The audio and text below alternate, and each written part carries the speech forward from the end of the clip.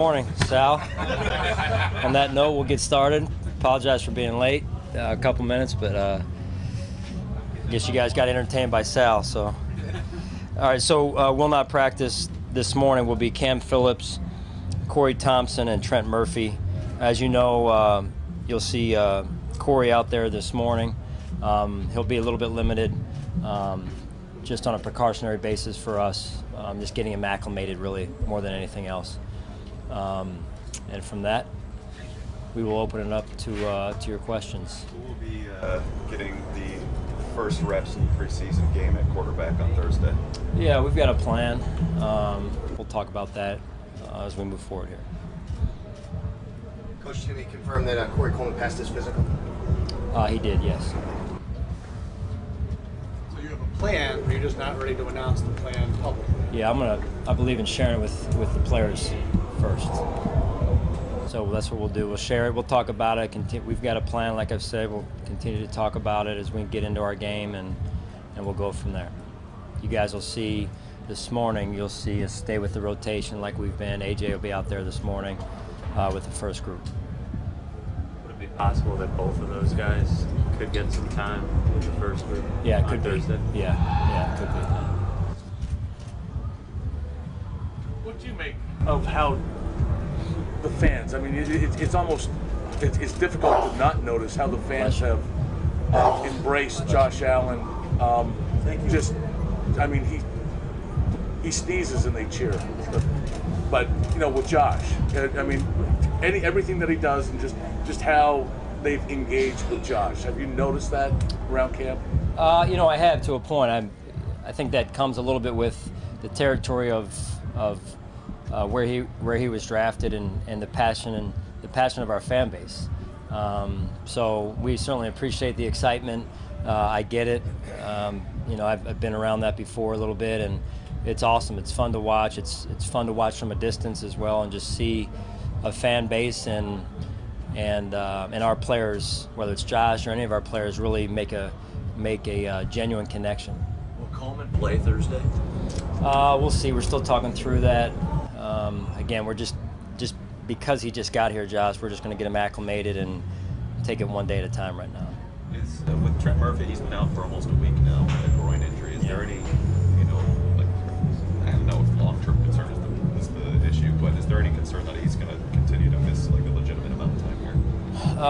You know, he's still day-to-day, so I understand where you're going, where you're coming from on that, Joe. Look, it is concerning to a point where he's coming off of what he experienced last year. This is a different situation with his groin. We know how the body works, right? So we just got to be smart and try and get this thing sealed up right now, and that's why we're giving it a little bit more time, and then hopefully get off next week and get him back on the field. So obviously, Shaq Lawson in turn take advantage of the opportunity now, continue to run with the ones once again. Yeah, I mean, like our entire team, he's got work to do. I've really been,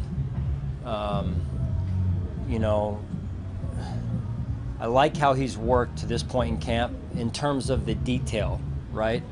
You know, he came in his rookie year, experienced some bumps in the road like a lot of rookies do. Life in the NFL is an adjustment, and last year he got off to a good start, and then so we saw some progress last year, and then this year I would say I'm seeing some more development in terms of his approach to the game, his approach to his job, his craft, and the detail of what happens within the game. So, you know, I like what I'm seeing to this point. Still a lot of work to do and a lot of room to grow, just like the entire team here. How important is it to have the center spot also kind of shored up maybe as soon as you can, because that's so important with the line calls and the chemistry with those guys? Yeah, you know, we're working through that every day, much like the quarterback position and a lot of the positions. So it's important. All those are important, right? What I love is the level of competition that's out there. You see it every day. You know, yesterday in the 9-on-7 drill, the offense I thought had a really good day. The day before in the run drill, the defense, was pretty solid up in there. So it's been back and forth, which is healthy. And there's a lot of those battles that are going back and forth, and that's healthy for us as well. Hey, Sean, after practice yesterday, you and Andre Holmes came together on the field, and it looked like you were having kind of a heart-to-heart there. Was there anything? There was a handshake and a hug. Has he got a problem? Does he have an issue that you were helping him through, or anything you could? Yeah, nothing. Just more of a personal thing. We were talking through, and Andre is one of our leaders, and whether it's Andre or any of the other players that we have, it's just making those connections on a day-to-day basis is good. He was. I talked to him after, and he said, with these kickoff rules, he thinks that he could be an impact guy. I mean, the way he plays, the space he can cover. Do you see him playing a key role in that area? Yeah, we'll see. I mean, we've talked. This group has talked and conversed about how that play is going to change a little bit. So I think that remains to be seen in terms of what that play exactly looks like. We all watched the Hall of Fame game and what it looked like. So I think a lot is yet to be determined in terms of how that play is played. Sean, what are you like from Butker to move him up into the second team reps from where he was to start camp? Yeah, here's an offensive lineman from Iowa that I don't really know professionally, Coach Ferenc, but I know that that's his deal. He's an offensive line background, and they developed some pretty good linemen out there. And our scouting department, Brandon and his staff, did a really good job of identifying Ike as a target that we wanted to go at, there with the draft and whatnot afterwards. So he's off to a good start. I think he's a guy that works hard, seems to understand offensive concepts and leverage and the way we want to finish plays from a habit standpoint. So he's off to a good start. A lot is yet to be determined and seen, though, just because of we're 2 days away or so from our first game. So I'm anxious to see some of these young guys perform. Sean, what are your initial impressions of the Coleman trade, and what are your expectations of him? Well, I think Brandon and Joe Shane and the scouting staff, did a nice job of identifying Corey as a guy that could potentially help us. And then what was the second part of Expectations? Expectations is to really come in and get his feet firmly on the ground, starting to understand what we do, how we do things, and really become the best version of himself. And we've got tremendous resources around here to help him do that.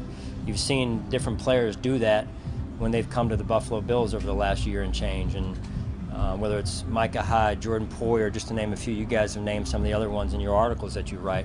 And so that's the goal for Corey, is to get him in, get him acclimated, and get him in the current of what we do, and just can't wait to watch him really just blossom into the player we believe he can become. What are your expectations for Hyde and Poyer based off of what they were able to accomplish last season in terms of your NFL? No expectations really, other than to continue to grow, continue to improve and get better, just like our entire football team. Those guys are so internally driven, that it's fun to watch them almost compete with one another, yet form this bond, kind of this brotherly bond that, I've been around some pretty good safety tandems, combinations in my past, and those are fun relationships to watch come together. When they really feed off of each other, not only from a communication standpoint, but it seems like one guy makes a play, a couple plays later the other one makes a play. They're just really growing up before our eyes here. Sean, how much of the trade was thinking about how defenses play you and maybe not being able to stack the box as much because you bring that speed on, just the overall philosophy of what you might be able to do on offense because the defensive coordinator at least has a threat to have a guy like Coleman on the field? Yeah, there's always with a trade, I don't want to say always, sometimes there's an element of scheme baked into those decisions of the way the game, of what that person could do to the defensive scheme. that you're mentioning. You know, look, speed is dangerous, right? So it opens up the defense a little bit for other things. That element is important. Speed is not the only thing, but it certainly helps. You spoke about this guy before, but Marlowe, just a few skills he brings to the field that you like. Dean, you're talking about Marlowe. Yeah. Well, you saw him the other day. You know, had a really nice interception. Fortunate to be in Carolina when we drafted Dean. He played at James Madison, which is right down the road from my alma mater. And just, you know, Dean's a guy that he's seen the journey of life in the NFL, where his career started off in his first year and had success, and was expected in the next year or two to at some point take the job in Carolina. Never quite got to that, maybe in part due to some injuries, and now he's, you know, basically reinvented himself, another guy, you know, since coming to Buffalo. And the resources we have with our medical staff, our strength and conditioning staff, really bought into that, and staying healthy and available has been key for him. And then you see the results of his